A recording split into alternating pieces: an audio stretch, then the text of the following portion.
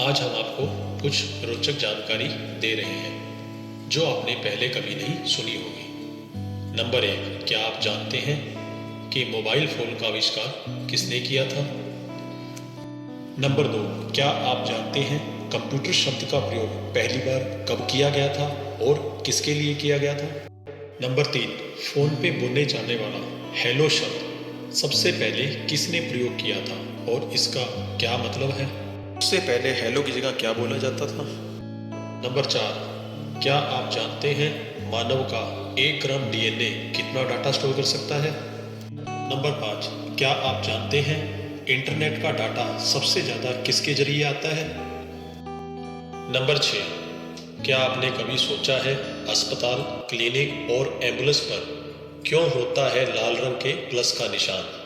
Number 7, क्या आप जानते हैं डॉक्टर हमेशा हॉस्पिटल में सफेद रंग के कपड़े क्यों पहनते हैं? नंबर 8, क्या आप जानते हैं डॉक्टर हमेशा सर्जरी के दौरान नीले या हरे रंग के ही कपड़े क्यों पहनते हैं? मोबाइल फोन का आविष्कार मार्टिन कूपर ने 3 अप्रैल 1973 को पहली बार मोबाइल फोन का इस्तेमाल किया था। उस समय बने मोबाइल फोन का वजन 1.5 किलोग्राम था। उन्होंने मोबाइल फोन से पहली कॉल अपने प्रतिद्वंदी JL एंगल को की थी। उन्होंने एंगल से कहा, JL, मैं मार्टिन बोल रहा हूँ। मैं एक सेल फोन से बात कर रहा हूँ, एक असली हाथ में पकड़े जा सकने वाले पोर्टेबल फोन से। कंप्यूटर शब्द का पहली बार 1613 में एक इंसान के लिए प्रयोग किया गया था जो गणित की मुश्किल से मुश्किल गणना को भी आसानी से हल कर देता था। शुरुआती दौर में कंप्यूटर एक लकड़ी के रैक के रूप में होता था जिसे अबेकस कहा जाता था। मैकेनिकल कंप्यूटर पहली बार 1822 में बनाया गया था जिसे चार्ल्स बेबेज ने बनाया था। उन्हें फादर ऑफ कंप्यूटर कहा जाता है। अगर हम बात करें प्रोग्रामिकल कंप्यूटर की तो इसे 1936 से लेकर 1938 के बीच में बनाया गया था जिसका नाम Z1 था। अब अगर हम बात करें इलेक्ट्रॉनिक डिजिटल कंप्यूटर की तो ये कंप्यूटर 1943 से लेके 1946 के बीच में बनाया गया। ये इतना बड़ा था कि इसे रखने के लिए एक कमरे की जरूरत होती थी। जब इसे स्टार्ट किया जाता था तो यह पूरे शहर की बिजली को डाउन कर देता था। हेलो शब्द के प्रयोग के बारे में अलग अलग दावे हैं। टेलीफोन का आविष्कार ग्राहम बेल ने किया था। कुछ रिपोर्ट्स का कहना है कि ग्राहम बेल ने सिर्फ टेलीफोन का ही नहीं बल्कि हेलो शब्द का भी आविष्कार किया था। मीडिया के अनुसार ग्राहम बेल की गर्लफ्रेंड का नाम मार्गरेट हेलो था। टेलीफोन का आविष्कार करने के बाद ग्राहम बेल ने अपनी गर्लफ्रेंड को फोन किया और उनका नाम लेते हुए बोले, हेलो। इसके बाद से ही फोन पर हेलो करने का सबसे पहले हेलो शब्द बोलने का चलन शुरू हुआ। लेकिन कई रिपोर्टों में यह दावा किया जाता है कि हेलो की शुरुआत को लेकर सुनाई जाने वाली ग्राहम बेल की और मार्गरेट हेलो की कहानी सही नहीं है। वे बताते हैं कि ग्राहम बेल की गर्लफ्रेंड का नाम मार्गरेट हेलो का कोई पुख्ता तथ्य नहीं है। उनके मुताबिक ग्राहम बेल की गर्लफ्रेंड का नाम मेबेल हावर्ड था जिससे उन्होंने बाद में शादी भी की थी। फोन कॉल पर हेलो शब्द के जन्म को लेकर एक और थ्योरी है। दावे के मुताबिक हेलो शब्द का सबसे पहला इस्तेमाल लिखित रूप में साल शब्द का इस्तेमाल 1887 में हुआ था। इस थ्योरी के मुताबिक फोन पर सबसे पहले हेलो बोलने का श्रेय एक दूसरे महान वैज्ञानिक थॉमस एल्वा एडिसन को जाता है। इस बात का जिक्र विकिपीडिया पर भी है। थॉमस एल्वा एडिसन के फोन पर हेलो बोलने के बाद ही दुनिया भर में फोन कॉल पर शुरुआत में हेलो बोलने की परंपरा शुरू हुई जो अभी तक चल रही है। हैरानगी की बात यह है कि आज किसी भी फोन पर कॉल पर हेलो बोलने का चलन सिर्फ 1-2 देश में नहीं बल्कि पूरी दुनिया में है। आपको एक बात और बता दें, थॉमस ने जब फोन पर पहली बार हेलो बोला था उस समय फोन पर आर यू देयर यानी क्या आप वहां हैं बोला जाता था। लेकिन थॉमस को फोन करने के बाद इतना बड़ा वाक्य बिल्कुल पसंद नहीं था। फोर्ड इंग्लिश डिक्शनरी के अनुसार हेलो शब्द पुराने जर्मन शब्द हाला से बना है। ये शब्द पुराने फ्रांसीसी या जर्मन शब्द होला से इन्वेंट हुआ है।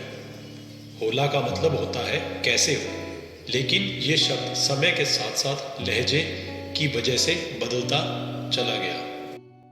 आप यह जानकर हैरान होंगे कि मानव का 1 ग्राम डीएनए गूगल और फेसबुक के सारे डेटा को स्टोर कर सकता है और वहीं पर 2 ग्राम डीएनए पूरी दुनिया की सारी डिजिटल जानकारी को स्टोर कर सकता है। यह होती है मानव के डीएनए की शक्ति। आपको यह जानकर हैरानगी होगी कि इंटरनेट का डाटा लगभग 97% डाटा सैटेलाइट के जरिए नहीं बल्कि समुद्रों में बिछे हुए केबल के जरिए ट्रांसफर होता है। हम जिस निशान को प्लस के रूप में देखते हैं वह वास्तविक रूप में रेड क्रॉस से लिया गया है, जो हर अस्पताल, एम्बुलेंस और क्लिनिक पर इस्तेमाल किया जाता है। रेड क्रॉस एक हेल्थ केयर निशान होता है जो कि मेडिकल सेवाओं में वॉलंटियर के लिए रेड क्रॉस सोसाइटी की ओर से इस्तेमाल किया गया था। इस सोसाइटी की स्थापना 1863 में हुई थी। यह बात हम सभी जानते हैं कि लाल रंग का मतलब खतरे का होता है। ऐसे में खतरे का निशान लाल रंग का होता है।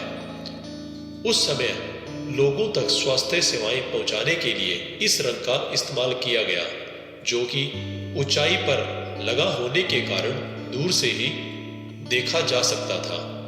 ऐसे में रेड क्रॉस को प्लस चिन्ह के रूप में देकर इस्तेमाल किया गया। डॉक्टर और मेडिकल स्टाफ के सफेद रंग के कोट पहनने की 2 वजह है। पहली वजह यह है कि अस्पताल की भीड़भाड़ के बीच सफेद रंग के कोट पहने व्यक्ति को देखकर ही लोगों को समझ में आ जाता है कि ये डॉक्टर या मेडिकल स्टाफ का सदस्य है।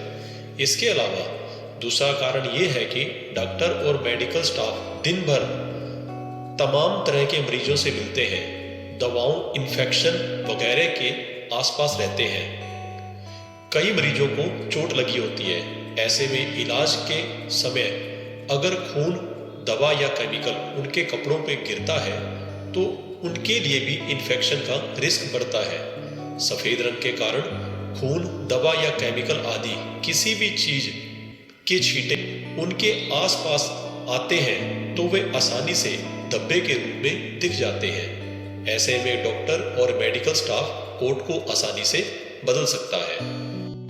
सर्जरी के दौरान डॉक्टर हरे या नीले रंग के कपड़े पहनते हैं। इसका कारण यह है कि सर्जरी के दौरान डॉक्टर्स कई घंटे तक लाल रंग के खून को देखते रहते हैं।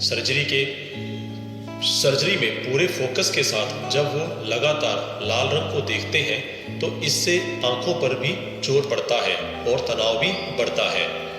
ऐसे में सर्जरी के दौरान डॉक्टर्स की नजरें लाल रंग के साथ साथ हरे या नीले रंग पर भी पड़ती रहती है, जिससे उनकी आंखों को सुकून मिलता है और वो ठीक से अपना ध्यान केंद्रित कर पाते हैं।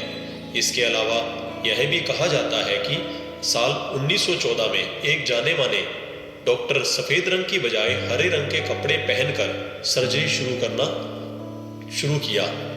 इसके बाद ये ड्रेस कोड ट्रेंड बन गया और ज्यादातर डॉक्टर आज भी सर्जरी के दौरान हरे या नीले रंग के कपड़े पहनते हैं।